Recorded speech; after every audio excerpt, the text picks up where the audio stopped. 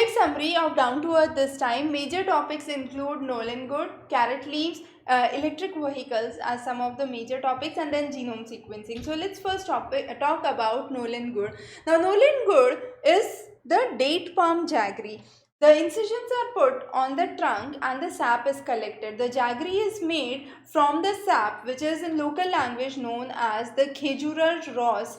And if we talk about the statistics, one tree has a capability to secrete nearly 40 to 50 liters of sap on a daily basis, and about 7 liters is required to create 1 kg of jaggery. The most interesting part is the Jayanagar region of 24 Parganas in West Bengal is the region where you have the best date palms for Nolen Gur or Nolen jaggery that could be used. The ideal temperature is 14 degrees Celsius, but over the recent years we have seen, due to climate change and the changing temperatures, the proportion of the jaggery that could be produced from the date palm has significantly reduced. Now, there have been multiple reasons cited to it. First is the reduction in the accumulation of the sap because of the changing temperatures.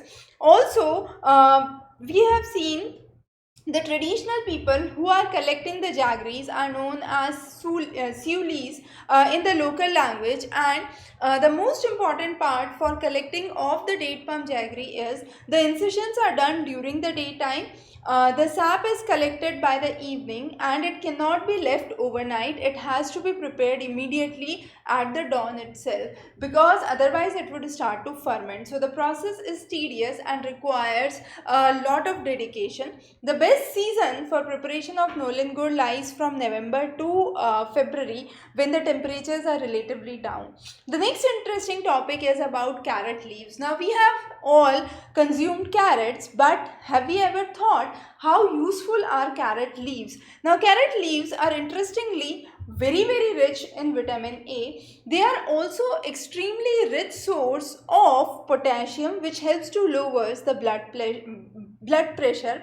It is also rich in calcium, zinc and phosphorus, and nearly 60% of the protein and the carbohydrate is composed from the leaves dry weight. So nearly 60% of carbohydrate and 20% of protein is by the leaves. Also, carrot seeds are highly used. They have high medicinal value and they have high amount of hormonal secretions that could be used in the various folklores. For example, in Lebanon, the seeds of the carrot are used for treatment of diseases like cancer, and now they are being medically proved whether this has been a successful idea or not. If we talk about one very interesting fact, which is the Vavilov's classification.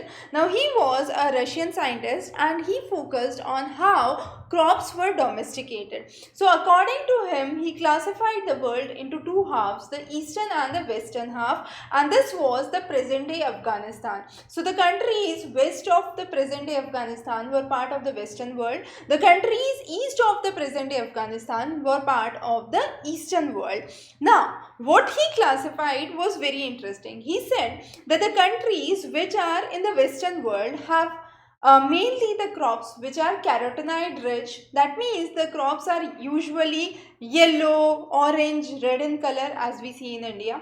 However, on the other hand, the countries which lie on the eastern side have anthocyanin as one of the major pigments, which is primarily purple in color. So all the shades of pink and purple and the crops related to those are seen in the eastern world. So all of those have been very important part, and carrot therefore has its origin to western world.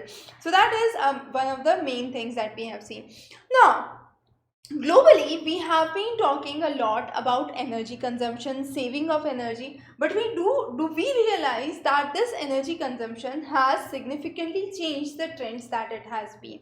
With the digital world coming in and lots of conferences, calls being converted online, we have seen that data centers and everything related to digital technology is building up, and the energy consumption has significantly increased. Now, there has been seen some interesting facts about cryptocurrencies. Now, cryptocurrencies are a different kind of currencies that are what we say the futuristic currencies, and for mining these cryptocurrencies, we require huge data sets and computer systems that are required, which can do complex mathematical calculations at a continuous pace. Now, those computers that have been using cryptocurrencies, it's believed that over the recent years we have seen 80% rise in the energy consumption because of the Bitcoin mining that we say, or the mining of cryptocurrency, and that cumulative energy consumption is much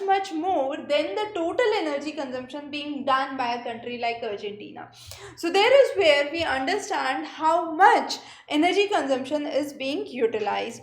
Also, some of the definitions in terms of the bills that have been laid down in India have been redefined. For example, the Food Safety and Standards Bill in India has redefined the classification for classifying wheat and egg products in India. If we talk about one of the recent happenings, that was from Beijing in China, and that was the orange skies. Now, this is because of the sandstorms. March and April are the classic months which are known for the sandstorms in the region of China. However, this time on 15th March, there was one of the worst sandstorms that was ever seen, and the air quality index peaked to 999 in contrast to 110. That's the actual air quality index in the region of Beijing that is seen. It was not just the Beijing, but most of the major countries of North China witnessed these orange skies because of the sandstorms. Now, these sandstorms have been increasing because of deforestation, because of higher urbanization, the changing greenery around the regions, and therefore climate change, we could say, has accentuated the process of the sandstorms and the related phenomena that are there. So if there are more of if there is more of greenery around, the temperatures would relatively drop down, and also if there is more we could say vegetation that is there, it could create less aerodynamic resistance, which would lead to cooling effect on the ground that would be seen, and therefore it would be much more beneficial. Now, the next important topic talks about genome sequencing. In India, we have been trying to find, or across the globe, we have been trying to find the genome for the virus that is there. And we are right now focusing definitely on COVID-19 or the coronavirus. So the idea is what mutations are going in the virus and how they are to be checked is something that has been important. So in India, we have the INSACOG, which is the Indian SARS-CoV-2 Genomics Consortium. Now, this was a consortium for genome sequencing in India, and 10 research institutes have been part of it. So, the list of those 10 research institutes we have cited here.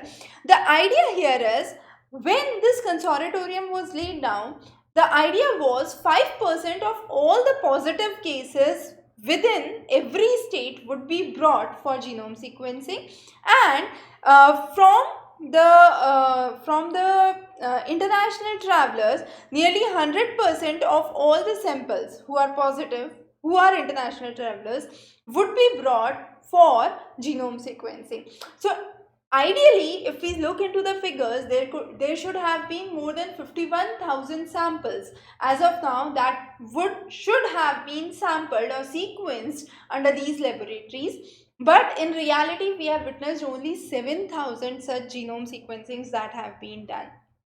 Even when the questions were raised by the DTE teams, there were no definite answers for the same. But the whole issue that revolves here is the teething problem. We do not have well-defined equipments, the well-defined safety protocols for the people working in the laboratories, and we could say the lack of the biosafety level 3 requirements or the guidelines that are to be met. However, recently we have seen two important mutations that have spread in the regions of India. One is the L452R. Now, this is a mutation that has been seen in the spike protein. The mutant has come from UK, California, and has seen a sudden increase in the regions of Maharashtra. One of the major characteristics of this mutant is that it is highly transmissible. That means its capability to infect another person is very, very high. So this has been seen in the regions of Maharashtra as of now. The next mutant that we talk about is E484Q. Now this mutant is again a mutant in the spike protein, and this mutant has been found in the regions of Gujarat and Karnataka, and there has been a possibility about this mutant that it has a capability to escape the neutralization of the antibodies that are already there. So these two mutants we are still working on. The next topic that we focus on is the new world. Now, when we are talking about a new world, we are talking about a scenario where geopolitics has to drastically change. When I say geopolitics, what does it mean? So far, we have been focusing about the political issues that have been revolving around the oil-based nations. So we could say the Middle East was one of the pioneers among the same. However, we are now shifting from a geopolitics of oil to a geopolitics of rare earth metals. You might wonder how, but the simple answer is we are slowly and gradually transiting from a phase where we have been highly dependent on oil as a predominant fuel to greener means, that is electric vehicles. Now when we are focusing more on electric vehicles, we need rare earth metals. Lithium is one of the major ones, cobalt, and a list goes on. We would be understanding those in a while. The idea here is the whole politics that have been revolving around oil is now being centered around the sources where rare earth minerals can be found. So far, we understand that there are two things. First is the availability of the rare earth minerals. So we have Africa as one of the major continents which has abundant rare earth metals. But on the other side, we need extraction or mining, which is not that economical or has not been that economical in the regions of Africa as of now, and has been very, very efficient in the regions of China. So we have seen as of now 70% of the rare earth metal requirements that are meant for all kind of electronic devices and batteries coming from China. Currently, if we talk about some of the important rare earth metals, for example, cobalt.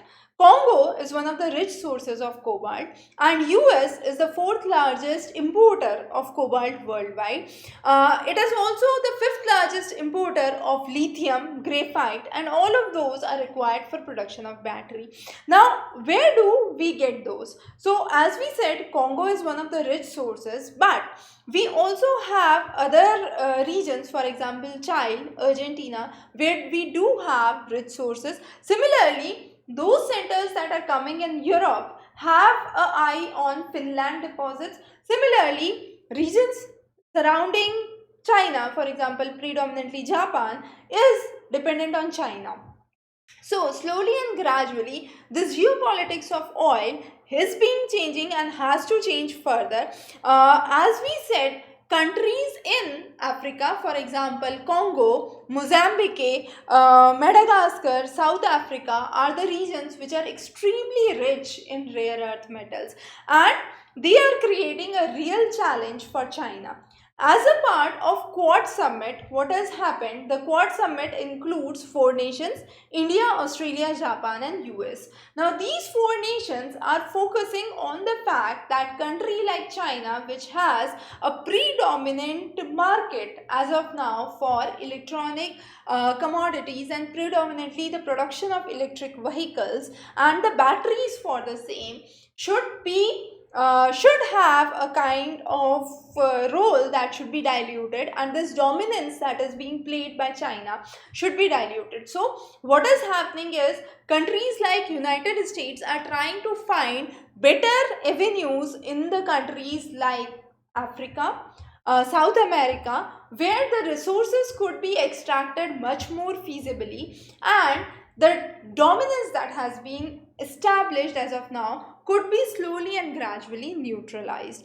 Globally, we are talking about reduction of carbon dioxide emission levels. We are also moving into an era where we are now focusing on things which talk about artificial intelligence, self-driving cars, electric vehicles, 5G networking. So all of these directly or indirectly have their dependence on rare earth mineral. But we also need to realize at the same point of time that these rare earth minerals or metals are again limited. So these are again not unlimited. So when, as we said, oil was available in a limited quantity and has to deplete at some point of time, the same story turns true with rare earth minerals. Now, therefore, what we need to do is we definitely need to find another alternative way. Hydrogen as a fuel could be one of the best alternatives because atmosphere definitely has water, and you have components of water vapor, and then we do have ocean with high proportion of H2O, and therefore hydrogen, independently speaking, is one of the most abundant elements that could be found. So if we are able to utilize hydrogen as a fuel, that could be much more viable alternative rather than electric vehicles. So there has been a constant kind of struggle going on between the rare earth metals and the future alternatives that could be there. So the sole idea is to reduce the global carbon dioxide emissions that are there, and that are predominantly as of now because of the oil and petroleum and the traffic exhaust, we could say, that is being released. 17 nations across the world have said that they would turn into 100% zero emission vehicles by 2050. Also, US has claimed that 80% of its vehicle would turn into zero emission zone by 2050. The transport, which constitutes only 1% contribution through the electric vehicles, is supposed to rise to 49%. So that means the vehicles that are involved in transportation would be slowly and gradually moving from the conventional vehicles, the petrol and the diesel driven vehicles, to electronic vehicles in near future. We do have list of some of the metals that are being commonly used. For example, lithium, which is used to make the lithium ion batteries. The cathodes of that is predominantly imported from China, Europe, US and Japan. Lithium cobalt is very popular with high energy density. It definitely has better life cycle and is relatively easier to manufacture. Manganese is used along with nickel and provides higher thermal stability. Then we have titanium, which has the longest lifespan and is being used in lithium titanate batteries that are there. India does have significant reserves of titanium that is there.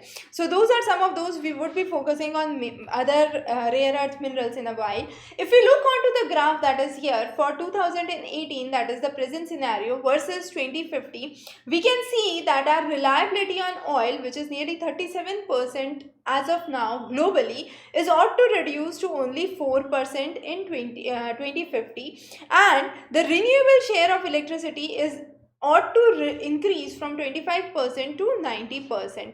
Also, the hydrogen as a source of fuel is to increase by 12% and natural gas by 4%, which is a significantly higher source, and the electric vehicles, which are at present electricity, which is at present 21%, is ought to rise to 51%, a significant jump we could say. If we go on to some of the figures that have been given by S&P Global Clean Energy Index, it says that 30 companies across the world which have been involved in clean energy related businesses have seen a rise in the revenues by nearly 138%, which is a significant jump, and this jump is much more higher as compared to the total valuation being seen by the major oil companies, the three major oil companies that are there. Also, we have seen that with electric mobility and electric cars coming in, we are trying to invest more on electric vehicles and the development of electric vehicles. With new technologies, we are now planning planning of solar panels that can float on the water surface and create a new generation of green fuel or green energy that could be there. Rechargeable batteries, how they could be used, have been important. So far we are talking about the batteries which are driven by lithium. Now we are talking about the next generation further, which is the solid state lithium ion battery or the zinc air battery. Now the zinc air battery simply requires the zinc which is being oxidized by the air, and the battery could remain functional. The life is much more, the requirements is much less, and zinc is relatively much abundant as compared to the other rare earth minerals. So that is one of the alternatives that we have sought. And the next alternative, as we said, is the solid state lithium ion battery, which is a good alternative to polymers or to ceramics, what we could say. Then again, talking about some of the major rare earth minerals, we say graphite, which is used to create the anode in the lithium ion battery. Copper, which is one of the good conductors, has been used in wiring and also used in creation of anode in lithium ion battery. Aluminium, which has again been used in lithium ion batteries, and iron, which is used in the cathode of the lithium ion batteries, are some of the major things that we say. Similarly, if we talk about the sources of lithium, lithium has been seen in the salt flats that are seen in the regions of Argentina, Bolivia and Chile in South America. However, the dominant position has been seen in terms of production in Australia, despite the fact that the Latin American region, which is also known as the lithium triangle, the regions of Argentina, Bolivia and Chile have higher reserves of lithium. The production is much higher in Australia and China. So we need to understand that these regions where the deposits are there need to strengthen on extraction, and this extraction technology should be further viable. Similarly, Congo, as we said, is one of the rich deposits of cobalt, but when it comes to extraction, Australia is on the lead. The idea so far, whatever components we are using, is to improve on the density of the energy that is there, and also on the better performance that could be done by the batteries. So whatever rare earth metals you are using, in order to make them much more efficient, what technology should be upskilled are important. As of now, as we said, China has 70% of the market. Europe is self-sufficient in lithium storage batteries, and most of it is coming from the regions of Czechoslovakia and Portugal. Similarly, we are talking about the North America, which is now slowly moving its hands to the regions of Africa and South America, rather than having its sole dependence on the country like China. We have seen numerous plants that have come up. For example, Panasonic is now partnering with Tesla in manufacturing of the battery that could be done in Nevada in United States. Similarly, Livent, which is a Philadelphia based company, is operating lithium ion batteries at relatively lower cost that could be seen, and this has higher proportion of nickel that could be seen. As we mentioned previously, hydrogen could be a good alternative. So if we focus on hydrogen, what we need to understand is that hydrogen is one of the best fuels, most abundant in atmosphere, and as of now what we are trying to do is little interesting, because what we are trying to do is we are trying to use coal or fossil fuels in order to extract hydrogen. This hydrogen that is extracted is known as grey hydrogen, and it's definitely grey because it is not that viable source and it's not that green.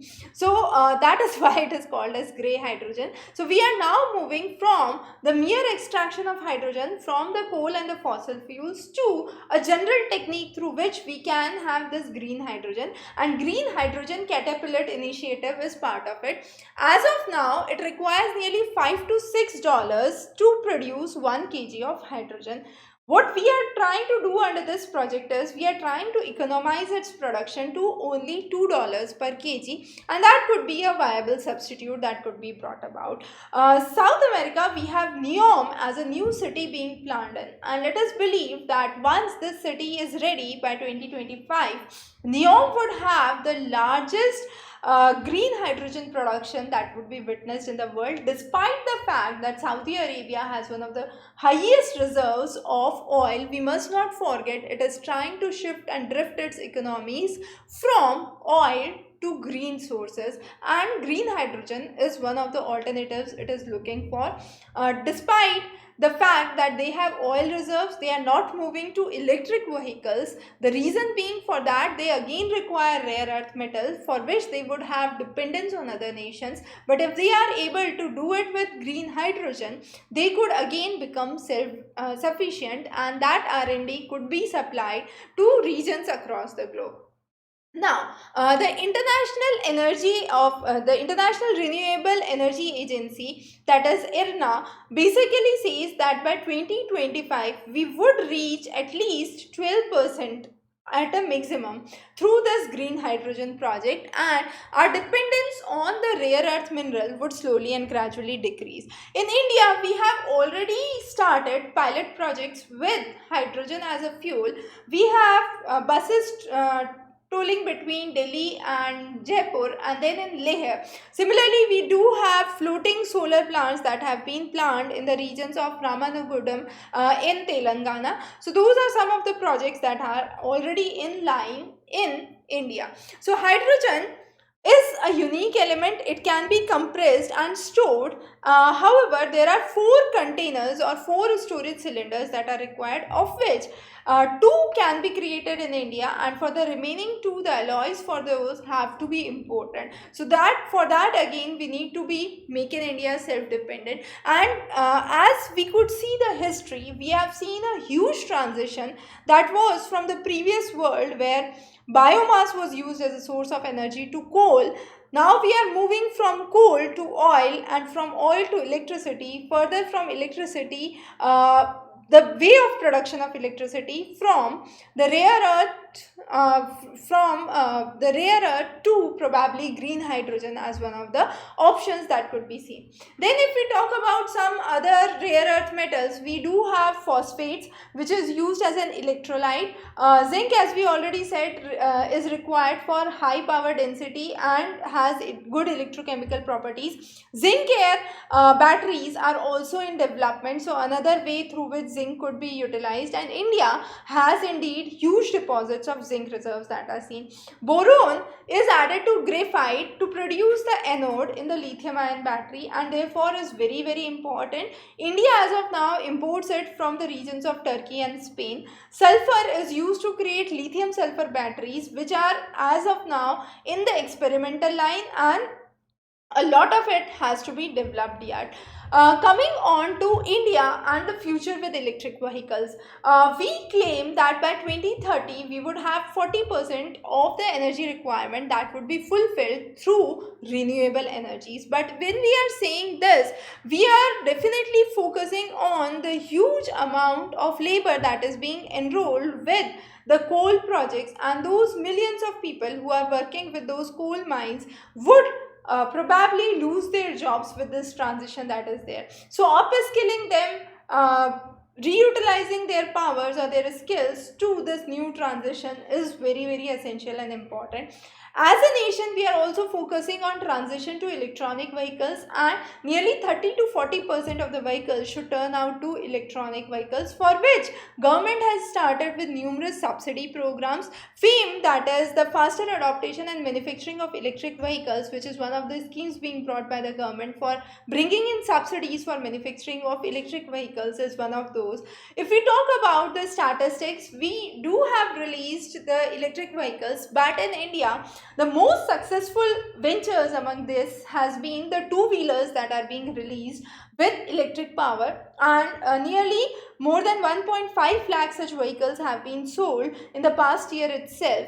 One of the prime reasons that two-wheelers as an electric vehicle have been very successful in India is the battery size is comparatively compact, easy to carry, and this could be charged at home itself. You do not require to go to a charging station for the same. So for that reason, we say two-wheeler electric vehicles have been successful in India in contrast to other electric vehicles that are there.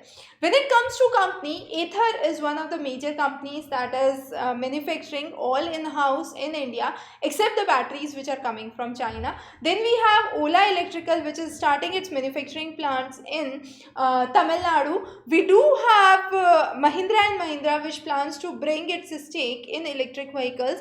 Also, we have the Okinawa Technologies that is working to expand its plant in the regions of Rajasthan. The last topic that we would discuss today is about circular migration. Now, when we saw the lockdown phenomena that occurred in 2020, we have seen that huge number of migrants were trying to move back to their native places. However, later on when studies were done, it was realized that these migrant laborers constitute nearly 10% of the India's total GDP that is there. So, there should be a draft national migration policy that should be laid down, which should be based on rights-based approach, or should focus on collective actions and formation of unions. India, however, is not ratified the International Labour Organization's Domestic Worker Convention 2011 still. So India, since it has not ratified that convention, does not hold its responsibility to ILO. But still, if we see in numbers, there are huge number of migrant workers working within the country. If we talk about just the domestic helps in India, we have nearly 2.5 to 90 million people who are working as domestic helps, working in the domestic cleanliness help in India. So we have a huge number of migrants that are dependent, and there should be some kind of policy or alternative that should be brought into law for their protection. Similarly, we have witnessed that tribals have seen a huge setback. Tribal migration is again an associated phenomena. There have been numerous intermediaries who have been trying to lure, and there have been kind of brokerage that has been witnessed in the same phenomena. So all those things needs to be taken into account, and migrants should be protected by all cases. So those have been some of the major issues that we have discussed in this edition. We meet every fortnightly with the down to earth summary, very important, and we keep on bringing such interesting facts for you. Stay tuned for updates. Have a wonderful day ahead.